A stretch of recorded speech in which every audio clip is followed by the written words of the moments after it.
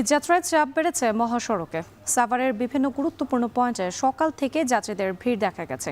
গাজীপুরের দুটি মহাসড়কে ঘরমুখো মানুষের ঢল নেমেছে। এতে ঢাকা ময়মনসিংহ মহাসড়কের বেশ কিছু পয়েন্টে দেখা দিয়েছে যান চলাচলের ধীরগতি।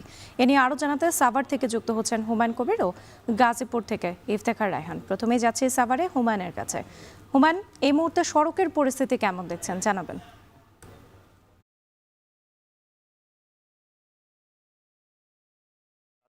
ঈদ যাত্রাকে ঘিরে বেশ কিছুদিন যাবৎ কিন্তু ঢাকা আরিচা মহাসড়কে যাত্রী এবং গণপরিবহনের সংখ্যা কিন্তু বেড়েছে, কিন্তু আজকে আমরা দেখেছি যাত্রীর তুলনায় গণপরিবহনের সংখ্যা কিছুটা কম। মানে গণপরিবহনের উপস্থিতি রয়েছে, কিন্তু যাত্রী যে তুলনায় সড়কে অপেক্ষামান রয়েছে সে তুলনায় আসলে গণপরিবহনের সংখ্যা কম। এই সুযোগে আসলে যে গণপরিবহনের যারা রয়েছেন তারা কিন্তু যাত্রীদের কাছ থেকে বেশি ভাড়া হাঁকিয়ে নিচ্ছেন। এসব কারণে কিন্তু অনেক যারা পোশাক কারখানার শ্রমিক রয়েছেন, নিম্ন আয়ের মানুষ রয়েছেন, তারা কিন্তু ঘন্টার পর ঘন্টা অপেক্ষা করতে দেখেছি আমরা। সাভার, নবীনগর, নবীনগর এবং বাইপাইল এবং ব্যাংক কলোনি সহ পল্লী বিদ্যুৎ, পলাশবাড়ি সহ বিভিন্ন স্ট্যান্ড গুলো আমরা ঘুরে দেখেছি। অনেক যাত্রীকে কিন্তু আমরা অপেক্ষা করতে দেখেছি। তারা কিন্তু অপেক্ষা করছেন। ভাড়া বেশি নেওয়ার কারণে অনেক যাত্রী আসলে নির্দিষ্ট গন্তব্যে যেতে পারছেন না। তারা অপেক্ষা করছেন কখন তাদের নির্ধারিত মূল্যে যেই আহ ভাড়া রয়েছে সেই ভাড়ায় তারা টিকিট পাবেন, সেই অপেক্ষায় কিন্তু প্রহর গুনছেন। এছাড়া সড়কের যে পরিস্থিতি সেটা সেটা হচ্ছে আইন শৃঙ্খলা বাহিনীর সদস্যরা কিন্তু সড়কে যানজট নিরসনে কাজ করছেন। অতিরিক্ত পুলিশ সদস্য মোতায়েন করা হয়েছে। বেশি ভাড়া যাতে আদায় করা সম্ভব না হয়, সেক্ষেত্রে আদায় করতে না পারে সেজন্য কিন্তু উপজেলা প্রশাসনের পক্ষ থেকে নির্বাহী ম্যাজিস্ট্রেট যারা তারাও কিন্তু দায়িত্ব পালন করছেন।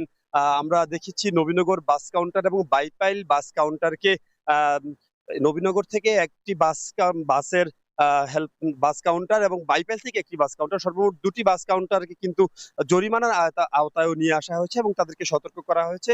আর যদি অতিরিক্ত ভাড়া আদায় করা হয় তাদের বিরুদ্ধে আইনগত ব্যবস্থা নেওয়া হবে। এছাড়া সড়কের পরিস্থিতি কিন্তু স্বাভাবিক রয়েছে। এই মুহূর্তে আপনারা দেখতে পাচ্ছেন সারি সারি যেসব বাসগুলো দাঁড়িয়ে আছে, এই বাসগুলো মূলত যাত্রীর জন্য অপেক্ষা করছে না। এই বাসগুলো, যে বাসগুলো এখানে দাঁড়িয়ে আছে, এই বাসগুলো মূলত যারা দুপুরের পর যেই 43% গার্মেন্টস ছুটি হওয়ার কথা রয়েছে আজকে, সেই গার্মেন্টস শ্রমিক যারা তারা নির্ধারিত গন্তব্যে যাবেন, যে কারণে তারা কিন্তু আগে থেকেই এই বাসগুলো রিজার্ভ করে রেখেছে। তো এই বাসগুলিও যানজটের জন্য কিছুটা কারণ হয়ে দাঁড়িয়েছে। কারণ এই বাসগুলো যেহেতু রাস্তার এক পাশ দখল করে দাঁড়িয়ে রয়েছে সার্ভিস লেনের, তো সার্ভিস লেন দিয়ে যেসব গাড়িগুলো যাচ্ছে, যাত্রী ওঠানামা করছে, সেসব কারণে কিন্তু এখানে কিছুটা যানজটের সৃষ্টি হয়েছে।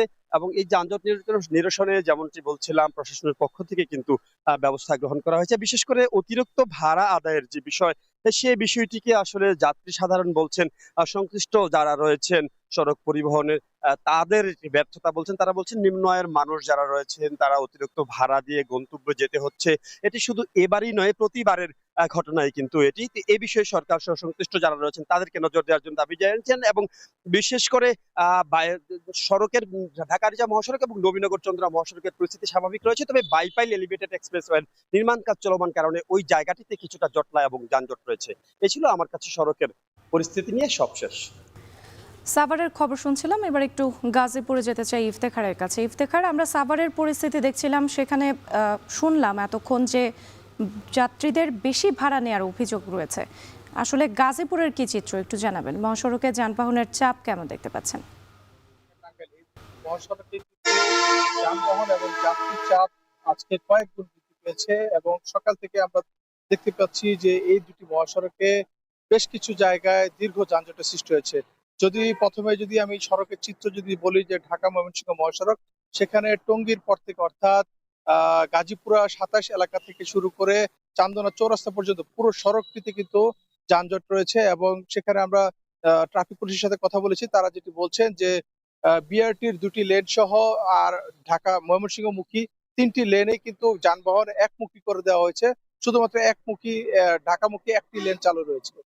তারপরেও কিন্তু সেখানে কিন্তু যানজট থামানো যায়নি। অপরদিকে ঢাকা টাঙ্গাইল মহাসড়কেও কিন্তু একই চিত্র। গতকালকে আমরা যেটি দেখেছি মৌচাকের পর থেকে চন্দ্রা পর্যন্ত, আজকে সেই যানজট কিন্তু আরো ছাড়িয়েছে। চন্দ্রার পরও পর্যন্ত কিন্তু এই যানজটটি কিন্তু ছাড়িয়েছে। এবং এর পাশাপাশি যদি যানজটের ভোগান্তি ছাড়াও যদি আরেকটি ভোগান্তি রয়েছে, সেটি হচ্ছে যাত্রীদের কাছ থেকে বাড়তি ভাড়া আদায়ের অভিযোগ কিন্তু আজকে অনেকেই করেছেন। এবং আমরা বেশ কয়েকজন যাত্রীর সাথে কথা বলেছি, তারা যেটি বলছেন কুড়িগ্রাম, রংপুর এই অঞ্চলের যে টিকেটের ভাড়া ছিল কিন্তু মূলত কাউন্টার থেকে অন্য সময় স্বাভাবিক সময় 700 থেকে 800 টাকা, সেটি কিন্তু এখন এই ঈদ মৌসুমে কিন্তু 1400 থেকে 1500 টাকা পর্যন্ত করে নেওয়া হচ্ছে বলে তারা অভিযোগ করছেন। এবং তারা বলছেন যে প্রশাসনের আহ, যারা দায়িত্বরত রয়েছেন তারা কিন্তু এই বাস কাউন্টারগুলোর সামনেই দায়িত্ব পালন করছেন, তবে বাড়তি ভাড়া রোধে কিংবা বাড়তি ভাড়া আদায় যেন বন্ধ করা যায় সেজন্য কিন্তু তারা কোনো তৎপরতা করছেন না বলে তারা যাত্রীরা কিন্তু অভিযোগ করছেন। এবং এই মহাসড়কে যানজটের আরেকটি কারণ হচ্ছে মহাসড়কে এবারও কিন্তু যে ছোট ছোট যানবাহনগুলো রয়েছে, তিন চাকার যানবাহন, অটোরিকশা, সেগুলো কিন্তু এবার কিন্তু বন্ধ করতে দেখিনি আমরা প্রশাসনের পক্ষ থেকে। সবকিছু মিলিয়ে আজকে কিন্তু প্রথম সকাল থেকে দুর্ভোগ এর চিত্র দেখছি আমরা এই দুটি মহাসড়কে। এই ছিল আমার কাছে গাজীপুর থেকে মহাসড়কের চিত্র। এই যাত্রার খবর জানাচ্ছিলেন সহকর্মীরা। এদিকে অতিরিক্ত